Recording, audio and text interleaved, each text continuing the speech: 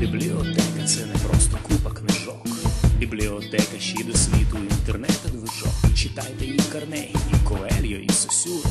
Вивчайте економіку, підвищуйте культуру. Долайте всі проблеми, знання – це наша сила.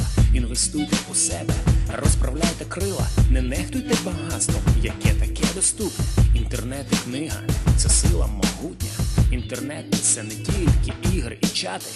Інтернет, де спадають всі кордони та грати. Там блоги академіків і форум освітян. Там найкращих музеїв, віртуальний океан. Останні компромати, правда без цензури. І навіть поради по покращенню фігури. Там Біблія Острозька і Шевченків заповіт. Новини актуальних з Америки привіт. Читайте класику давню і сучасну. І стане все вам, люди, переважно ясно, де правда чиста, а де наполовину. І як краще виховувати рідну дитину. Дізнавайтесь на форумі, що кажуть прості люди. Вивчайте, співставляйте, розпрямляйте груди. Читайте уважно журнали електронні. Це легко, швидко і просто, не будьте забобонні.